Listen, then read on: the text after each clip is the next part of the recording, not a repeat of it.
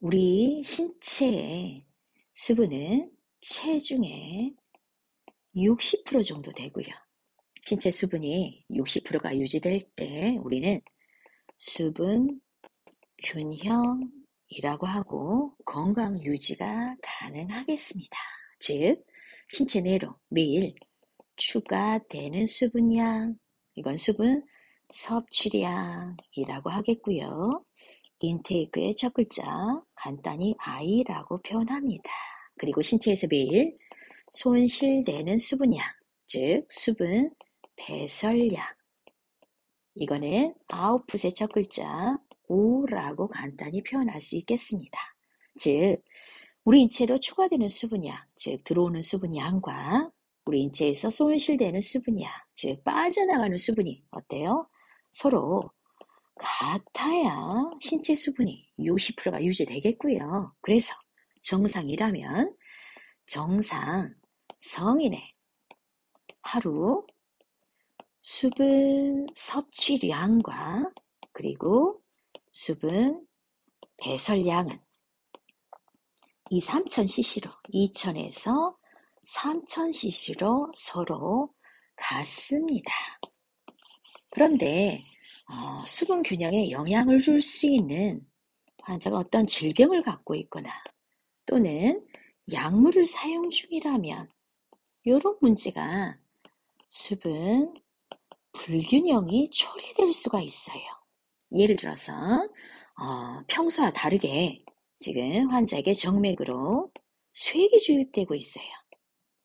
또는 수분을 섭취할 수 없는 금식 상태이거나 또는 설사나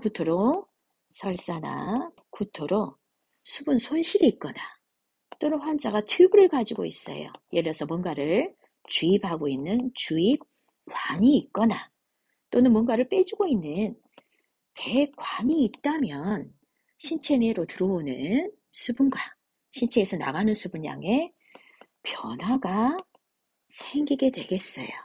그럼 이런 경우는 수분 불균형이 올 수 있고, 즉 섭취량과 그리고 배설량이 달라질 수 있다는 거예요. 그럼 예를 들어서 섭취량이 배설량에 비해서 많을 수도 있고, 이거는 부종이 되겠네요. 그리고 섭취량에 대해서 배설량이 많을 수 있어요. 탈수겠죠? 그러면 섭취량이 많은 경우, 즉 부종의 경우라면 뭔가 이뇨제 같은 걸 사용해서 빼주는 치료를 하고요. 빼주는 치료 또는 배설량이 많다면, 즉 탈수 상태라면 부족한 만큼 정맥으로 수액을 줌으로써 뭔가 넣어주는 치료가 필요하겠습니다.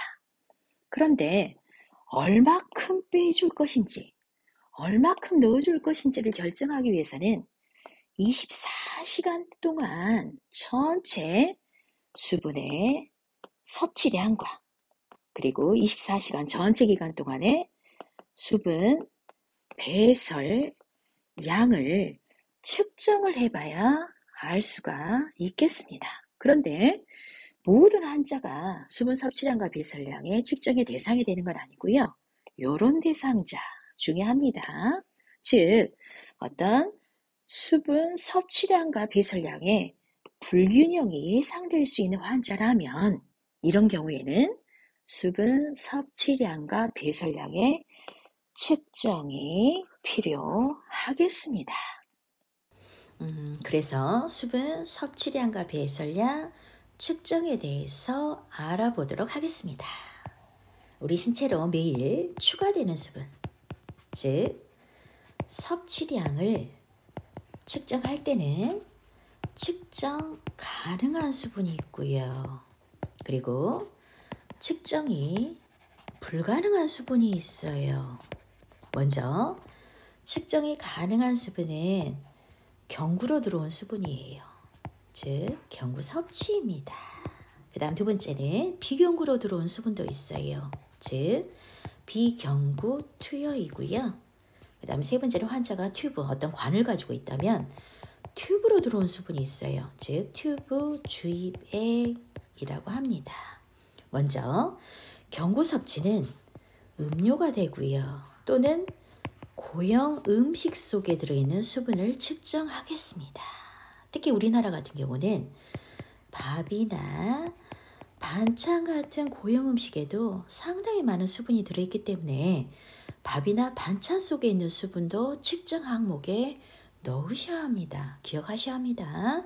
특히 밥이나 반찬 속에 들어있는 수분은요, 그 병원 매뉴얼에 미리 정해둔 환산표에 따라, 예를 들어서 밥 한 공기는 수분량은 얼마, 반찬 한 종지는 수분량은 얼마, 이렇게 수분량을 계산할 수 있겠습니다. 그리고 비경구 투여는 주사액이지요. 대표적으로 정맥을 들어오는 수액량, 그리고 수혈 중이라면 혈액량, 이런 내용물들을 섭취량 측정 항목에 포함하시면 되겠고요. 그리고 튜브 주입액은 환자가 어떤 관을 가지고 있어요. 특히 위관을 가지고 있다면 위관으로 주입되는 액체량도 섭취량에 포함하시고요. 그리고 투석이라면, 복막투석 중이라면 복막투석액으로 사용하는 복막투석액도 섭취량 측정 항목에 넣으시고요.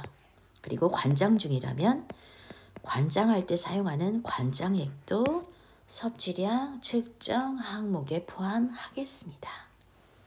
그 다음 두 번째는 측정 불가능한 수분인데요. 측정 불가능한 수분은 신진대사 결과 생기는 수분을 이야기하겠습니다.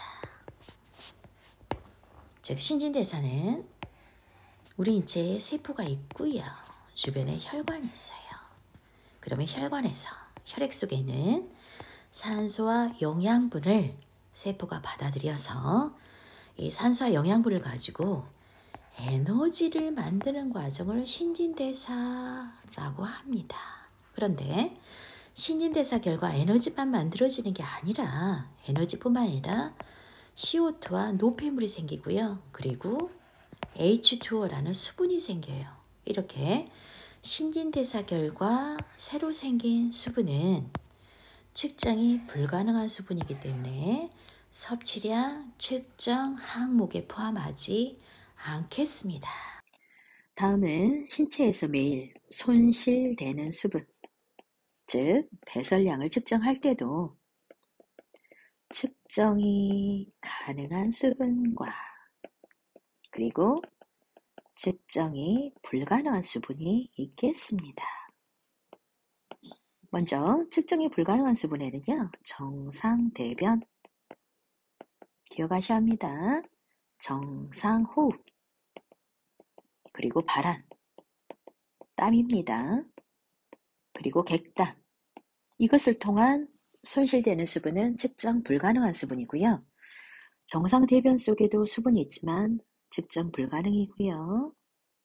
정상호흡, 우리가 평소에 느낄 수는 없지만 호흡할 때, 즉 숨을 내쉴 때 수분이 손실되고 있고요. 날씨가 추운 경우는 수증기 형태로 수분이 손실되는 걸 확인도 할 수 있겠습니다. 하지만 측정 불가능이고요. 그리고 중요합니다. 발한, 땀이죠. 소량의 발한, 즉 소량의 땀의 경우도 측정 불가능한 수분이고요. 객담을 통한 손실된 수분도 측정 불가능하겠습니다. 그래서 중요합니다. 방금 표현한 네 가지 항목은 배설량 측정 항목에 포함하지 않겠습니다. 지금 우리는 섭취량과 배설량이 같은지 또는 다른지를 비교하기 위해 섭취량 측정 항목과 그리고 배설량 측정 항목을 알아보고 있는데요. 섭취량 측정 항목에서도 측정 불가능한 수분이 있었고요. 그리고 배설량 측정 항목에서도 측정 불가능한 수분이 있었습니다. 그래서 이 둘을 거의 비슷한 양으로 보고 공평하게 섭취량 측정할 때도 측정 항목에 넣지 않고요. 그리고 배설량 측정할 때도 측정 항목에 넣지 않음을 우리는 방금 확인을 했습니다. 다음은 배설량 중에 측정이 가능한 수분 알아보도록 하겠습니다. 먼저 설사량, 그리고 구토량, 그리고 출혈량입니다. 여러분 방금 전에 정상 세뷰는 측정 불가능한 수분으로 배설량 측정 항목에 넣지 않았는데요. 설사량 같은 경우는 상당한 수분 손실이 있기 때문에 수분 불균형에 영향을 줄 수 있어서 배설량에 반드시 기록을 하겠습니다. 그리고 여러분 중요합니다. 설사 횟수라든지 구토 횟수가 중요한 게 아니라 양이 중요하고요. 이 양을 표현하였습니다. 즉 설사나 구토의 경우는 눈금이 그려져 있는 소변기에 부어서 그 양을 정확하게 기록을 하셔야겠습니다. 그 다음 두 번째는 과다호흡입니다. 과다호흡. 우리 방금 전에 정상 호흡으로 손실되는 수분은 측정 불가능에 넣었고요. 배설량 측정 항목에 넣지 않았지만 과다호흡은 상당히 많은 수분 손실이 있기 때문에 반드시 배설량에 기록하셔야 합니다. 예를 들어서 정상 성인이라면 1분당 호흡수가 12회에서 20회 정도 되는데요. 과다호흡은 호흡의 깊이가 매우 깊고요. 횟수도 24회 이상으로 매우 빨라요. 그래서 예를 들어서 1분당 호흡수가 몇 회 이렇게 정해지면 이 환자 호흡수가 굉장히 빠르면 이 경우에 1분당 호흡수가 몇 회인 경우는 몇 cc의 수분 손실이 있어 라고 그 병원의 매뉴얼에 따라 미리 정해둔 환산표에 따라 측정해서 기록하시면 되겠습니다. 그 다음 세 번째는 심한 발한이에요. 방금 전에 소량의 발한의 경우는 측정 불가능이었고 배설량 측정 항목에도 포함하지 않았습니다. 하지만 지금은 심한 발한이죠. 이 경우에도 상당히 많은 수분 손실이 있기 때문에 반드시 배설량 항목에 기록하셔야 합니다. 예를 들어서 옷이 흠씬 젖었어요. 또는 침대보가 완전히 젖었거나 혼이불이 젖은 경우예요. 예를 들어서 옷이 처음에는 100g이었는데 땀에 젖어서 옷이 600g이 됐다면 500g은 땀으로 인한 수분 손실로 볼 수 있죠. 그래서 이 경우는 500g을 cc로 환산해서 또는 밀리리터로 환산해서 500cc의 수분 손실 또는 500ml의 수분 손실이 있다라고 배설량에 반드시 기록을 하셔야겠습니다. 그 다음은 네 번째, 천자액을 볼 수 있겠어요. 우리 복강에 바늘을 넣어서 이상의 액체를 꺼내는 걸 복수천자라고 하죠.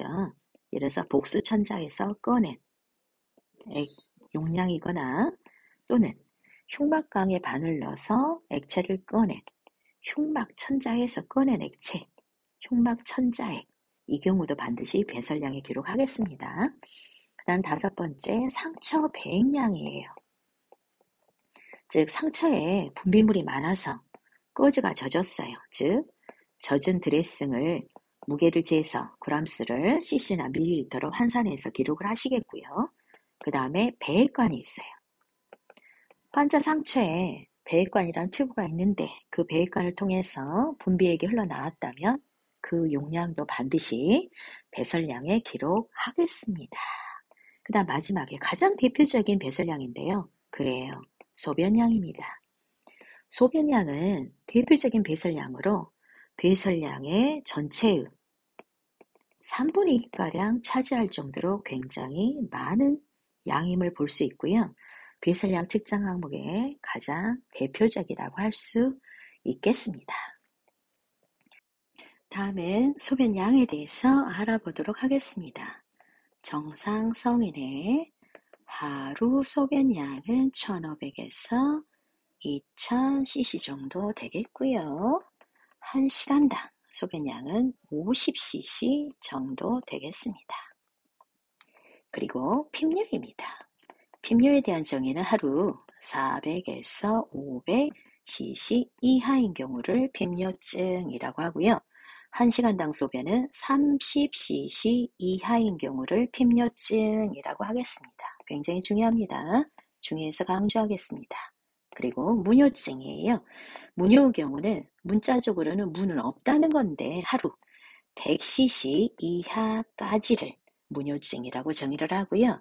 1시간당 소변은 거의 생성이 되지 않기 때문에 측정이 어렵겠습니다. 여러분 그러면 무뇨증에 대한 정의 하루 100cc 이하라는 거 기억하셔야 되고요.